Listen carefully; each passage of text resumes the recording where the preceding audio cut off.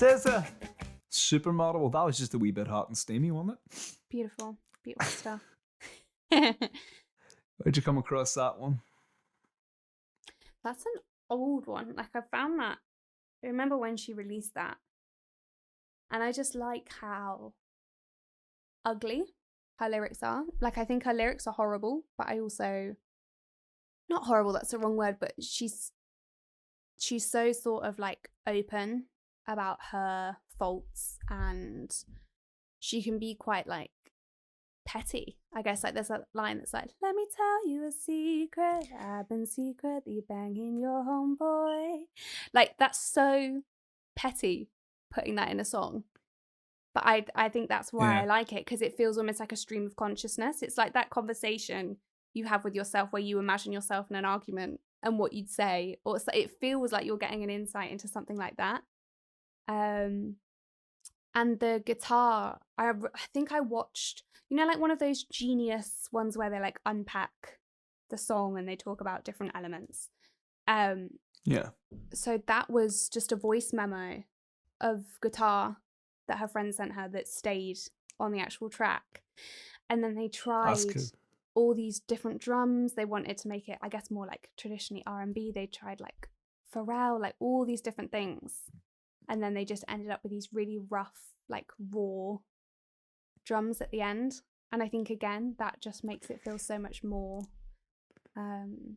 honest. Again, I know that's something that keeps cropping up, but yeah, I just love it.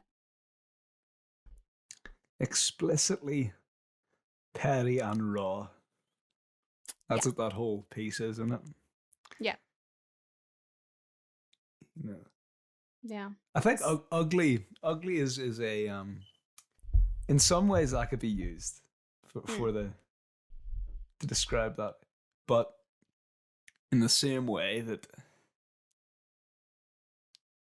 ugly isn't necessarily a negative term. Oh no, I think ugliness when it comes to description. Yeah, I think ugliness is good, especially in a music context, because I think so often when you're, like, I'm probably guilty of this too. I think when you write, you either the way you either play like the victim or the hero, I think quite often in songs. Either it's like, you did this to me, how could you, poor me, or it's like, you know, you paint yourself in a light, I think, that you want to be seen in, whereas she's just saying like, this is what I am, you know, I cheated on you, I'm needy, I'm clingy, like, deal with it. And I think that's really admirable, really. You're rarely the perpetrator. Yeah. That's, I get that. I understand. Yeah, I understand why that's quite an appealing song from a writing perspective. There's a few. I think that would maybe be more common in, I'd say, hip hop. Yeah. In some ways, than maybe mainstream pop or that kind of thing. Yeah, but kind of, I think it was in the context of that being kind of a chilled out song, and so like kind of laissez-faire with the with the delivery of it. Yeah, that made it cool.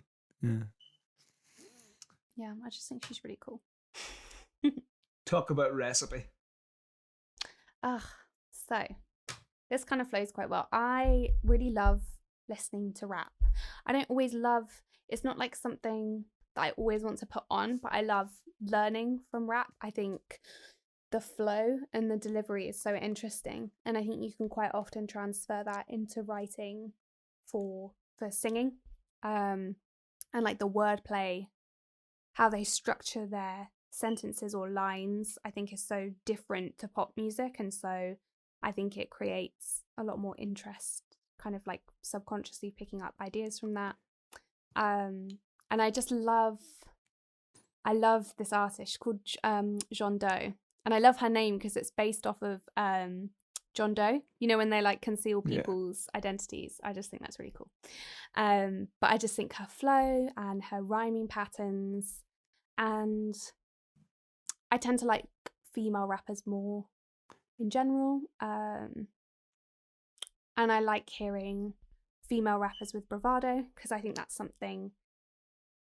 There's so many more coming up now, but that's something that's more typically male. I know now you've got kind of like your Megan Thee Stallion, you know, Doja Cat, like all of these people who are bigging themselves up, and I think that's great. But I think Jean Doe does it in such a cool, understated way, and I love the confidence that she has. Let's hear some Jean Doe recipe. If you've got a feeling that you can't put into words, don't worry, friends. Because there's a song for that.